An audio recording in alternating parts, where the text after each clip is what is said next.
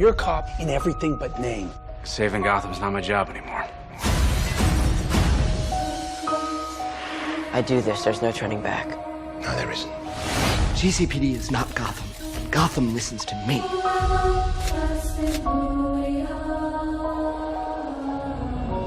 We're big girls. We can handle ourselves. That was awesome. I want an army. An army like me. I don't think Gotham's running out of monsters anytime soon.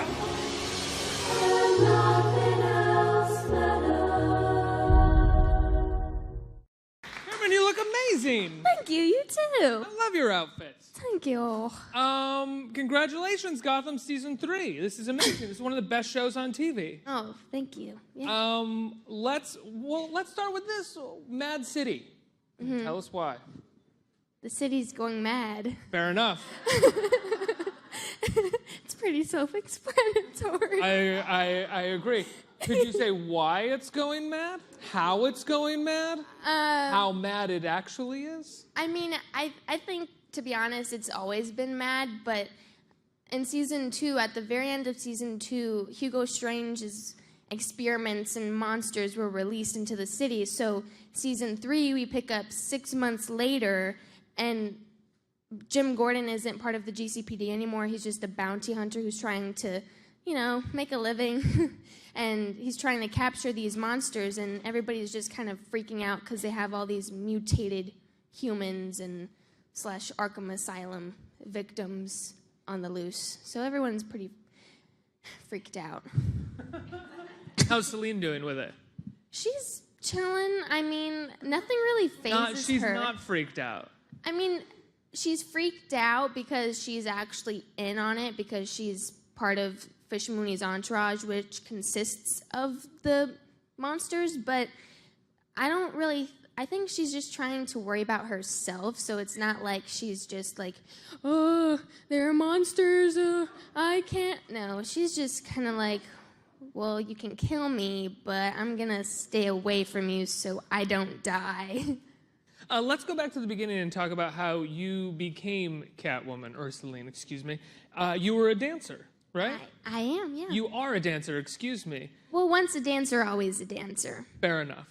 And what did your audition consist of? Did it consist of being able to showcase moves of any kind and how you sort of move around? Yeah, in the breakdown, it actually said actress must be good at cat movements. So for my... Well, what does that mean? Well, exactly. Crawling around and... Well, I was like, cat movements, okay.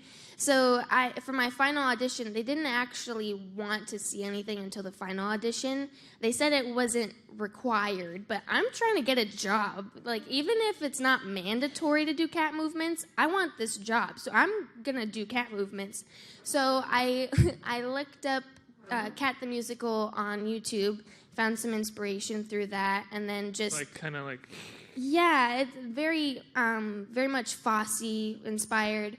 And then I stalked my cat for 3 days, took some notes from him, and then I just choreographed a set of movements and did it. I'm kind of curious about the actresses who got that audition line and said, cat movements, I can't do those, threw them out the window. Oh. It doesn't seem that...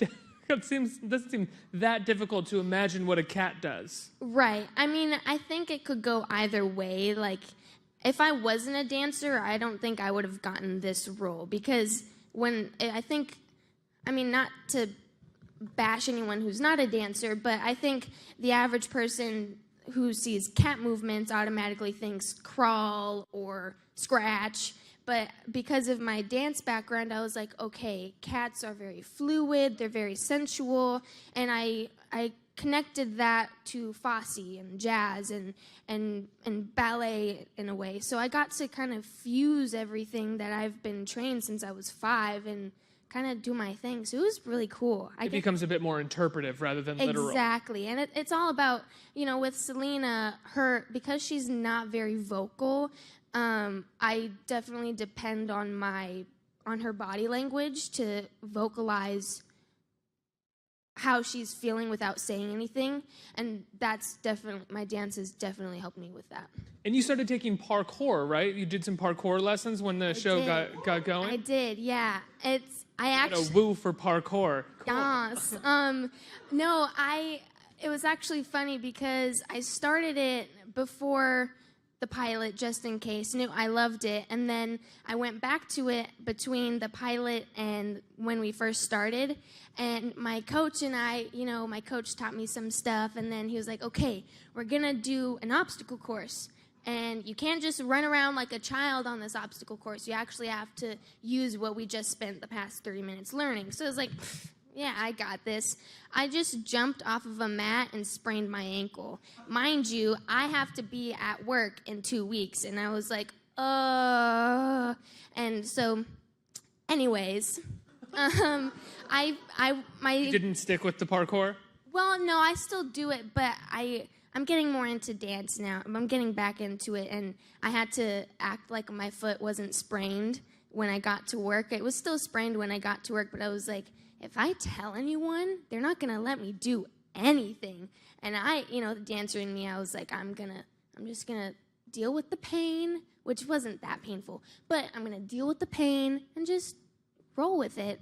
I don't know how I got there, but... Oh, I asked you to go there. I have to say, it must be a really exciting time for a dancer/actress at the moment, because it seems like the movie musical, the TV musical, all these things are making a comeback, these things that utilize the skills of both acting and dancing at the same time. Does it feel that way to you?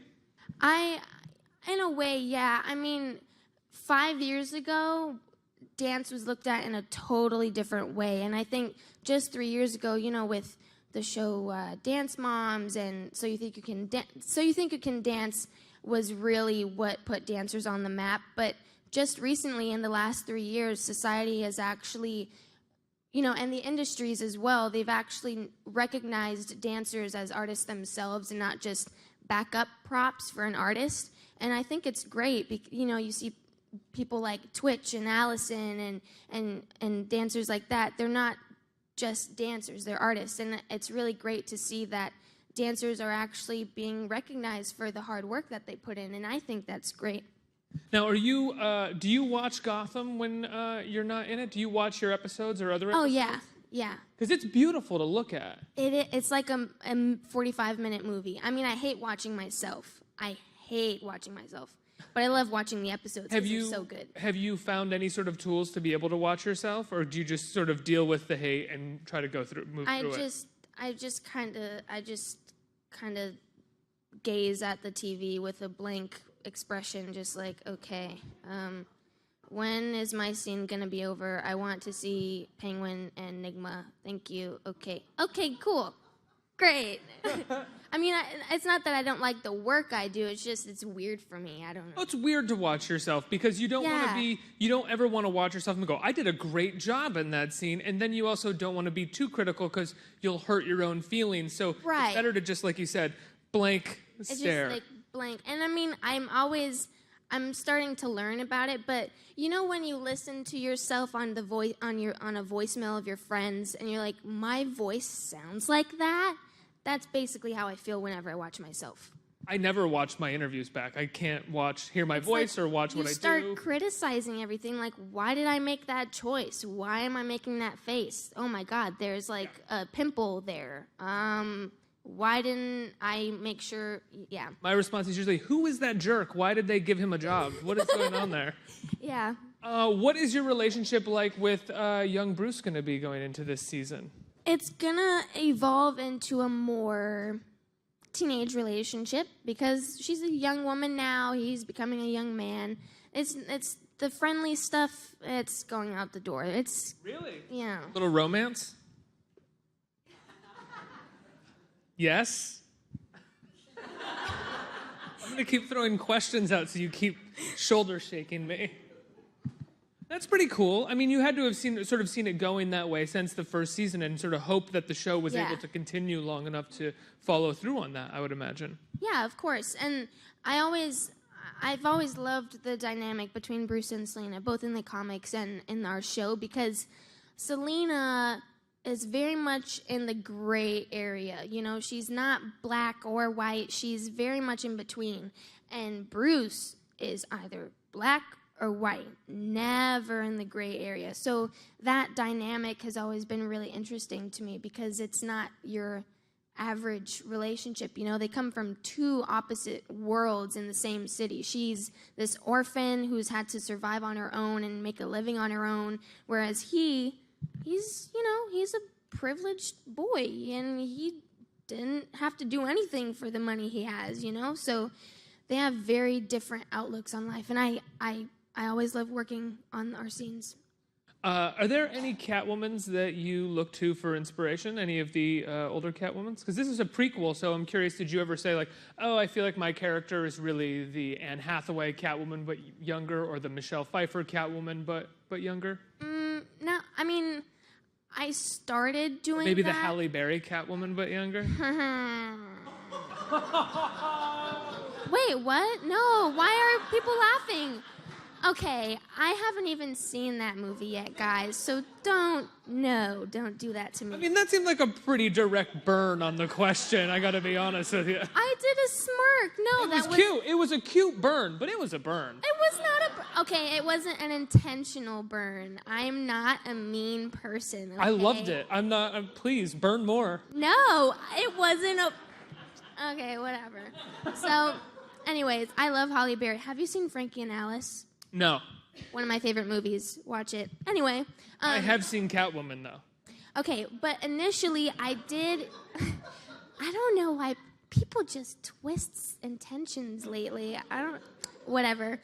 So anyways, initially I did start my research with that, but then I was like, well, going into it, the way I auditioned was from a perspective of her being a 14-year-old orphan and street thief who was vicious when cornered, very defensive, very guarded, and that's what I went into it with. So then I was like, why would I look to these great actors who played this character as an adult for inspiration for a character that's never been played before, and we've never gone into Catwoman's, origin story. So I felt like if I changed my perspective after I auditioned, I would lose it completely. So now I just watch the movies and read the comic books for fun, but not for inspiration. Do you have a favorite villain in the show? There's so many to choose from, and they're so all many, really great. I mean, I love all of them, honestly, because there's, stereotypically, there's the heroes and the villains, but what I love about our show is it shows the humanity of these people, whether they're humans or heroes or villains. Sorry. That's okay. I'm just getting over having bronchitis, so it's like lingering. Ain't nobody got time for that. But anyways, so I just had it. Where was I going? The heroes and villains of the Oh show. yeah. So the heroes have to do bad things to do good, and the villains actually are very, they start off as these great, kind people, and people just treat them badly, and they're like, screw it then. If you're going to treat me badly, I'm not going to treat you nicely. So that's what I love about our show, and that's why I love every single character, because there's so much complexity and depth in each person. If there was a villain you could have a fight scene with, who do you wish to have a fight scene with? Ooh.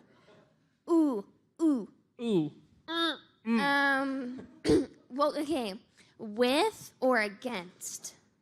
Against, and then tell me with. Against? What's the difference, actually? Okay, what I mean by with would be like kicking booty together. Yeah.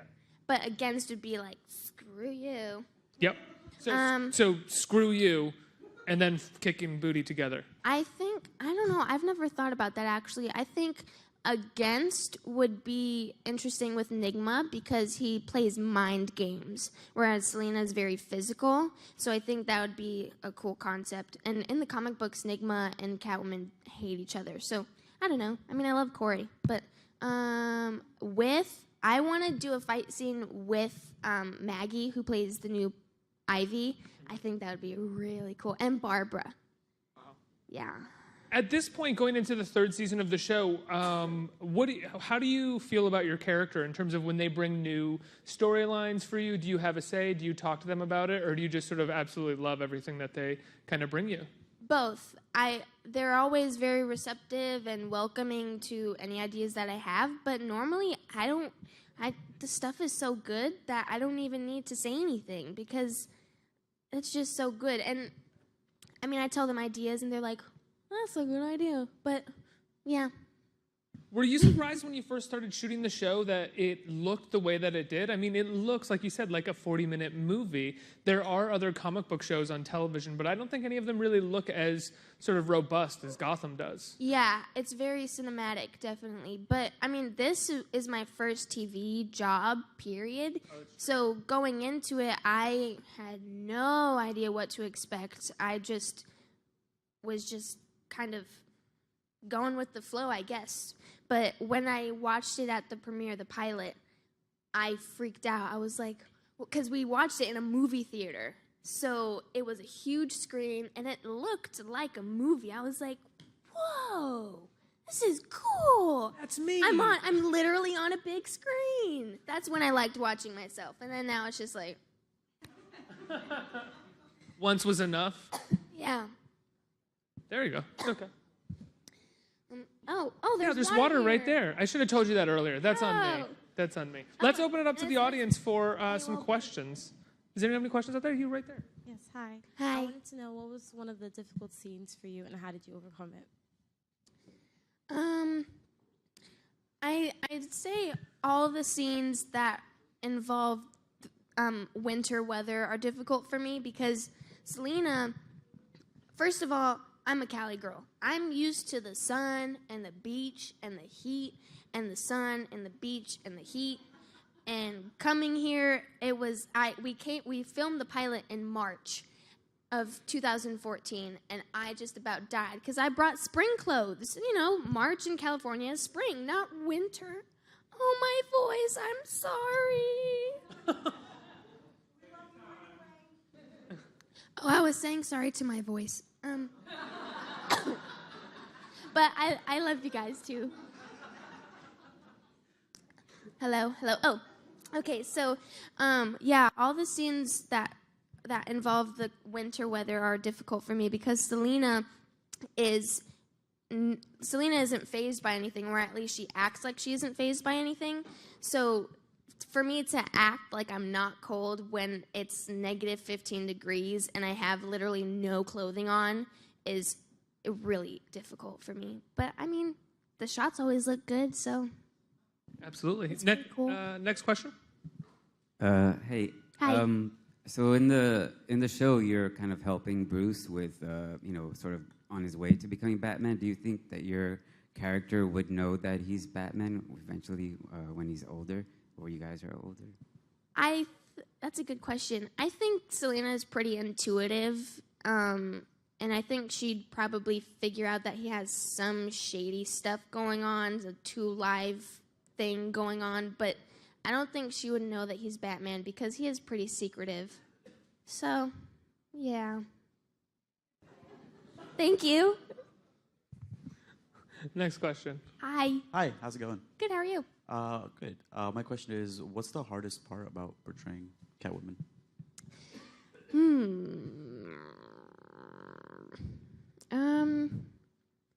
I mean, I don't know.